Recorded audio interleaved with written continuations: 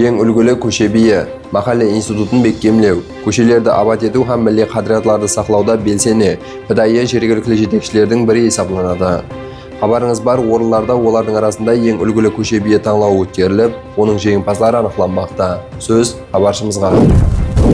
Бозотаулы көше бийлерді өз вазипаларынан келіп шыққан халда махалли ауызбіршілігін тәмейлеу. Аймақты рауаждандыруға салмақлы үлестерін қосып атыр десек, біздіңше қате болмайды. Бозотау районында Қарақалпақстан Республикасы Жоғарғы кеңесі комитет басшылығы Шарапат Өтемисов, сондай-ақ район хакімі қатынасуында өткерілген ләжда олардың минетлері және бір мәрте тілге алынып, махалли тұрмысында тұтқан орны гіреулі екендігі айтылды. Ұшырасуда атап өтілгенінде махаллелерде тынышлық һәм татулықты тәмейлеу, халықпенен тығыз бірге істесу, социалдық машқаларға бейпарва болмастан, олардың шешімдерін табуда көше бийлері айрықша орынды иелейді. Ең үлгілі көше биі таңлауының районлық басқышында бірінші, екінші һәм үшінші орынды иелеген көше бийлеріне 5 миллион сомнан ақшалай сыйлық тапсырылды. Сондай-ақ екі махалленің көше биі 1 миллион сомнан қошаметленді. Құсқанатау ауыл қоралар жиынының Еркін ауылында тұраман.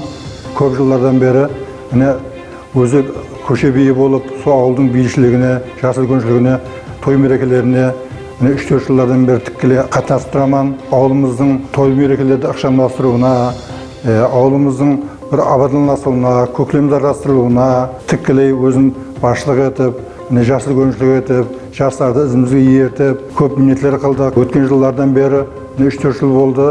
Ауылымыз бұрынғы халаттан қазіргі халаты жүдә көп өзгерістер болды. Ауылдарымыз бетонланды, көшелеріміз қара асфальтлар төселді, шипес жолдар көп жерлерге барды, бармаған жерлері жоқ.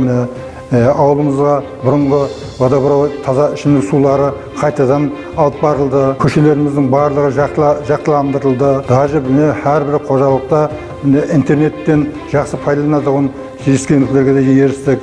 Еліміз, халқымыздың көңілі тоқ, қуанышлы. Президентіміздің ауыл тұрғындарын суландыру, тамарқа жерлерден жақсы пайдалану мақсатында өткен жылдары әрбір махаллеге 500 миллион сомға ақша берген еді. Солардың есабынан ауылымызға насостар құрылған еді. Солардың арқасында ауылымыз әрбір тамарқа қожалықтарына егуді тікелей басшылыққа алып, өткен жылдары халқымыз жүдә бау-бақша егінлерін, бақларды егу, көктемзарластыратын әртүрлі шырша ағаштарын, можжевельник, сән беретін саямалы теректерді екті. Солардың барлығы көшемізге сән беріп тұрды. Халқымыз түсінді. Өткен ішімдік суларын жақсы пайдаланып отырды. Ысырапшылыққа жол қоймайды.